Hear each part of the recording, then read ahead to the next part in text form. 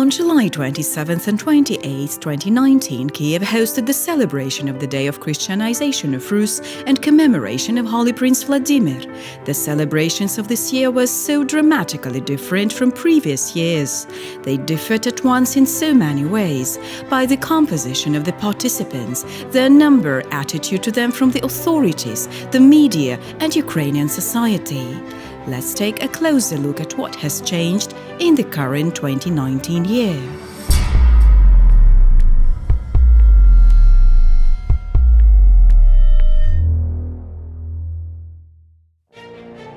Amazingly, at the Cross Procession of the Ukrainian Orthodox Church in 2019, there were even more believers than in the past. Last year there were a lot of participants, but they had a completely different mood, which can be called pre-storm. We perfectly remember the processions that took place in the hardest times, when the church was under great pressure from the authorities, schismatics and the media, when the hierarchy and believers were simply defamed and harassed, when Fana and Poroshenko had already launched the flywheel of legalizing schismatics, and believers could not believe that the Mother Church is capable of such a betrayal. Then people prayed for the preservation of their church, and their prayers were answered. This year, there was a completely different mood. The believers radiated light, joy and inspiration. У людей какая-то особая радость. Если тогда люди последние 5 лет переживали, что с нами будет, как будет дальше, а будет ли в следующем году, то уже сейчас люди подходили под благословение и говорили: «Владыка, не забудьте про нас в следующем году. Мы обязательно поедем». То есть люди уже смотрят в будущее. И я общался с архиереями, со многих епархий очень много приехали. Если в целом, то говорят, что более 300 тысяч. Это действительно милость Божия. И, так сказать, почувствовали люди действительно подлинную свободу, которая ценится. Учитывая то, что наша церковь в прошлом году переживала такие незаслуженные гонения, это еще более сплотило людей. И действительно вчера это было людское море в едином порыве, едиными устами, единым сердцем, славящее Бога и свидетельствующее свою православную отеческую веру. Despite the fraud of the old regime with the Tamas, despite large-scale seizures of temples and actual persecution, the church has withstood and strengthened. People prayed this year, but these were rather prayers of gratitude.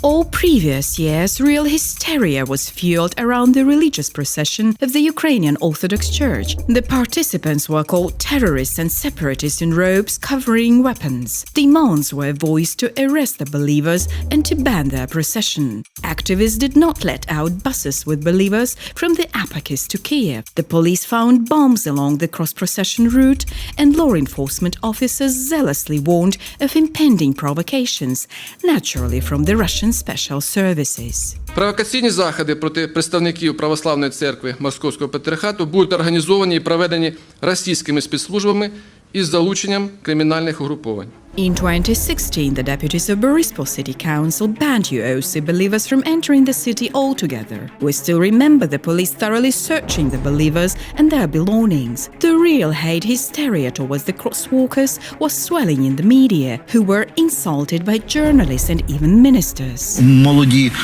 такі бикообразні люди дуже важко виглядають на оцих бабушек з православ'ям головного мозга. Там просто люди з абсолютно, це неадекватні люди. Живыми вы из Киева тогда не уйдете. Вы, те, которые молятся чужому Богу, московскому Богу. In 2019, despite the record number of participants, the procession was almost imperceptible. In fact, it came off as it was supposed to, in a state whose constitution says that the church is separated from it. There was almost neutral information in the media about the cross procession of the UOC. The police did not establish any metal detectors frames, but the most surprising thing, there were no provocations at all.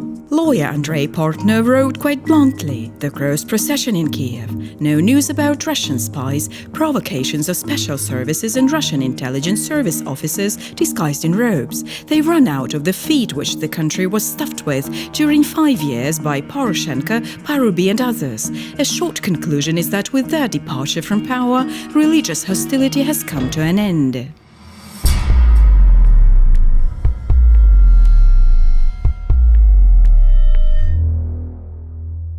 It's no secret that the Kiev Patriarchate has always tried to present itself as the most numerous denomination in Ukraine. For this end, a lot of polls was made. It was tirelessly highlighted in the media and by dissenters themselves. Наш хресний хід більший, і духовенство більше, і людей більше, і набагато більше. Так само, як Київський патріархат на сьогодні є найбільшою в Україні церквою. Київський патріархат в 2-2,5 рази більший за кількістю своїх прихильників, ніж Московський патріархат. Збільшується кількість тих, хто належить до Київського патріархату кожного року, а тих, хто себе ідентифікує з Московським патріархатом, постійно зменшують. But two consecutive religious processions of the UOC on July 27th and Kiev Patriarchate on July 28th have always vividly shown all this discourse is just a lip service. After Euromaidan, the so-called patriotic denominations of the Kiev Patriarchate and Autocephalous Church entered into an alliance with the new authorities and became one of the mouthpieces of their policy. In response, the authorities fully supported these structures and began to promote their interests, not for free, of course. It is known that one of the main pillars of Poroshenko's presidential campaign was the Tomos for Oku. All effort of state power was hurled to promote this project. In particular, this included the organization of the procession of the Kiev Patriarchate in 2018, mass delivery of public employees from all over the country, the distribution of national flags of Ukraine, and banners broadcasting through all central channels. But all these efforts did not help either Poroshenko or the Oku. Petro Poroshenko had a crushing defeat in the presidential and then parliamentary elections.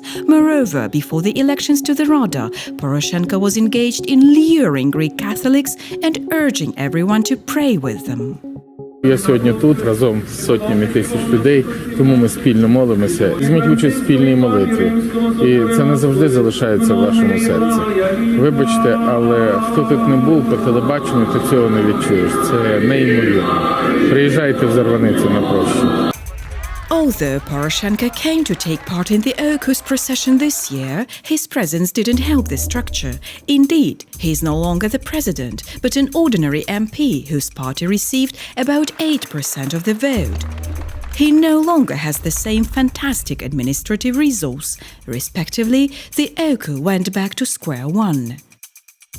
We can now compare their three processions. In 2017, where the column of the Kiev Patriarchate looked more than modest. In 2018, where thanks to Poroshenko there was a truly empirical scope. And in 2019, where there were as many people as in 2017 and previous years. We can see the entire column of the Oku on the frames of the copter. It is difficult to say how many people were there, but even the police, still having the personnel from the time of Poroshenko, counted that the participants in the Ukrainian religious procession of Oku were 4 times as few as in the past, 15,000 against 60.